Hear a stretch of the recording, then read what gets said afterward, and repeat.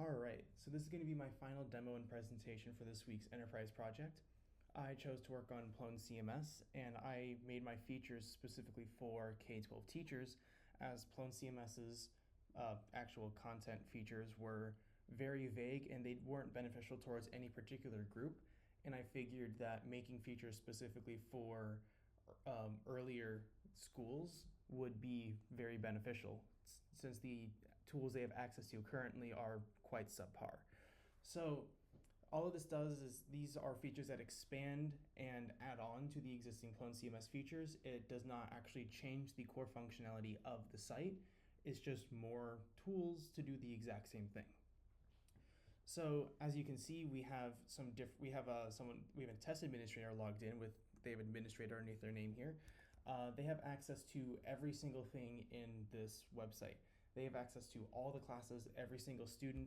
They can look at, as you can see, all students and all teachers. And if they're able to edit and change anything they need to be able to in order to whatever it is for their job that they need to be able to change. But we also have a teacher role, which has access to a lot of information, but much less. They would not have the ability to access any private information such as student data. They only have access to their own classes and the students enrolled in those classes, and obviously the assignments that they create and whatever the grades are for students within that class. Now we also have a student role, which has the least amount of permissions. They have access to only the classes they are currently enrolled in.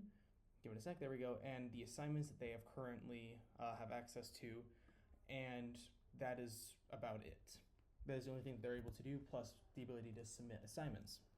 Now, to kind of put some of this into perspective, so here we can create a class. We can make let's make an algebra class, just regular algebra. We can put this math teacher in charge of it. We'll say it's mathematics, and we'll say it's 9th grade. So we'll say this class meets on Tuesday and Thursdays from 8:20 a.m. to 9:20 a.m. You can optionally set a description for it, but you can set up grading categories. So for example, we can say homework will be 30% of your grade, and we can say tests will be 40%. We can say participation is 20%, and we can say extra credit is the last 10%. Then you can complete the class setup, and then your classes will be created through an administrator, as you can see. So now we have algebra with teacher, math teacher. So you have access to students, assignments, and meetings within here with a gradebook. Well, since there's no students currently enrolled, there's nothing here. And you also have access to a whiteboard as well. But we should enroll a student real quick. We can look at all the students here. So we can enroll this student here, which I've created an account for me. And we can also put in this Jane Smith account. So now we have 2 students enrolled in here. And now, since we're looking into what classes can do, let's take a look at the teacher view here. So now we have my classes, and as you can see, now there's an additional class here for math teacher. Now we can come in here, we can go to meetings, and we can start a meeting. So we'll just call this class 1. Now you can put a description, how long it'll be, and you can choose whether to auto record it or not, but we'll just create meeting now. And as you can see, pops up like here, and what we can do is come over to our student view, and they have access to this new class when it would like to load, and we have here algebra. And now we can come over here to the meetings tab and click join, and now we want to allow visiting the site because it's just asking for camera permission. As you can see, 2 different cameras showing up, and what we can do is we're able to start recording the view. There we go. So as you can see now, the recording button is now red, and it's showing up on all clients that are also logging in the meeting. But we can also include a whiteboard here, and as you can see, this is me switching between. Here, I can also make the window a little bit smaller. Actually, that did not help. But this is the client view, because for example, I can start drawing here, and it shows up in real time. I can just Command Z and I can undo and redo all the stuff I'd like. I can draw shapes with, I can then have like, I can connect things a lot as well. I can put like a line here, put a little line with an arrow here, attach it to this one. I can move things, and also as a pretty big problem that a lot of meetings and whiteboards on laptops and non-phones and iPads have will be the eraser tool, where it can be really hard to erase things. So I decided to just make it so you click and it will erase every single, the entire line that's around it. But it does not just, it's smart enough to detect when there are multiple lines. For example, that is 2 drawings there, but I click here once and it only deletes the one that was clicked on. You have support for different colors of objects and lines and everything, and you can still just undo and redo. But now, let's say someone joins late, they would want to be able to actually look at what was going on. So for example, if I quit out of this here as the student and I rejoin it, now every single thing that happened on the whiteboard, I kind of get a little bit of a crash course view, and I can see where we're currently at. So as you can see, so that's a lot of real-time support there. So I will, but that's the end of that. So now we can actually stop our recording. And then when the recording finishes, it uploads it to an S3 bucket, and now I can leave here. And now that we've gotten all the virtual meetings set aside, now we can look at actual assignment creation and grading and all this other stuff. So we already have some test assignments here, but we'll go over to algebra, this other class we just made, and we'll say this is our chapter 1 homework. And we'll just say it's chapter 1. We'll say that the due date is set for the 28th or the 29th, if I could click the right spot. And we can either assign points on our own and give instructions, or what we can do is create a rubric. And we can just give our title of algebra homework. Because if I want to, I can be able to save this as a template if I would like to just be able to copy and paste it every single time. And you can determine what the mastery threshold, which is essentially going to be the passing grade of whatever it is for this rubric that you decided to be. And here in this criteria and levels, you can choose what are the different parts of this rubric. So we can just say here, like correctness, and we'll just assign it the normal weight, and we'll say score of 1 to 4 is fine for this. And then now we can add another one, and we can say shows work. Because as everyone knows, teachers love to say show your work when you're working on math, even if you know the answer. But now we can add another one, and we can just say, there we go. We can add another one, and we'll just say if this one is, content quality, the suggested one. Just adds another one in there, so it's not just 2 things. So now all these will just have 4 points and everything. So we can now preview what it will look like here.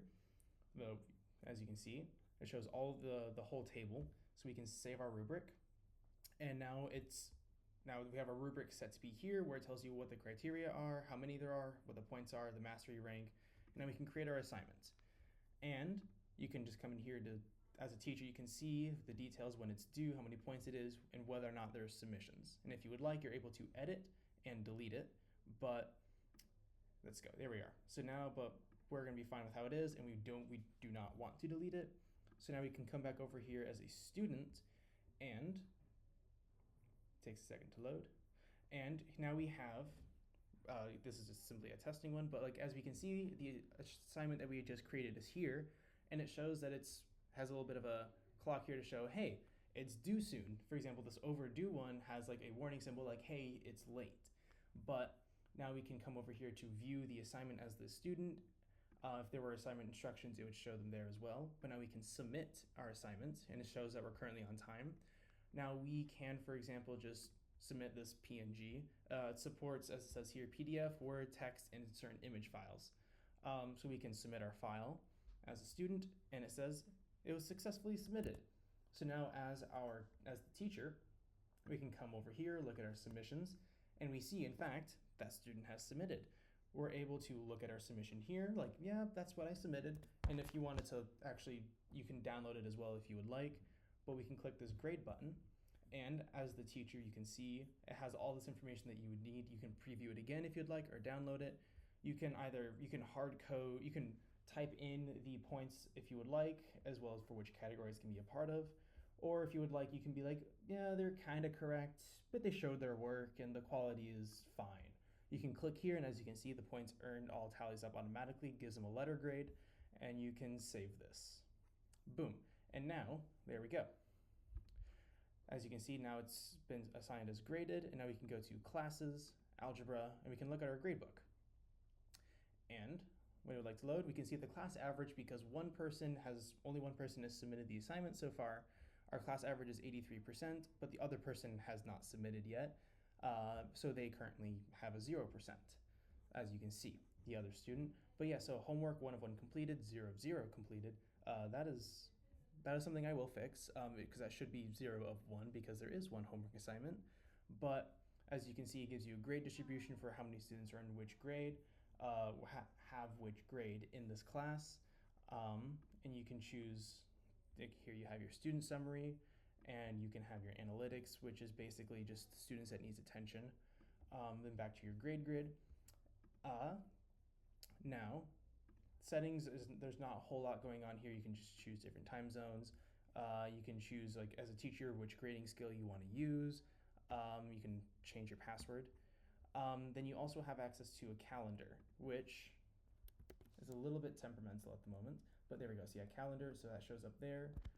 Does not want to show up there for some reason, but it does like show you like week and month for like if you're a teacher, all of your classes show here. If you're a student, it would as well. And if you have any meetings, because you are also able to create so meeting, conference, class, deadline, or other. So we can say a conference, and we'll just say student or parent teacher conference, and it's just meeting. We can give it a time of, let's see, that's fine. We'll say online, and we can create event. And as you can see, it creates an event here on the 27th. Now that is currently about the main functionality of the application right now. A lot of the focus went into the WebRTC and make the WebRTC video conferencing and making that as smooth as possible, because that's a functionality that probably should exist on a lot of CMS platforms for K-12 teachers. And the one main problem is integration across multiple different types of tools. So this is trying to be a CMS specifically for K-12 teachers, expanding off of Plone's architecture already, and it makes everything all under one roof. Now, to kind of show that this is all actually running on Plone's backend already. So this is just Plone runs its server on port 8080 by default, and you can kind of see if we were to refresh this page, all the stuff that we have done so far shows up here. We have the class that we just made with the assignment. In here we have our chapter, our assignment that we made. Now we can look at the students in here. We can look at our grades, meetings, which then we can go in here to look at our recording as well. Which this just stores a record of the recording. Like I said earlier, the recording is actually stored in an S3 bucket, as is with all media attachments. But this is all still using Plone, like the actual the records of all this stuff is being stored in Plone's ZOP database. But we can look at here at submissions. We can look at the assignment I had just submitted as a test, and everything here is still working on Plone's backend. So it doesn't actually change anything for Plone. So everything about Plone still 100% works as is. So thank you very much for your time.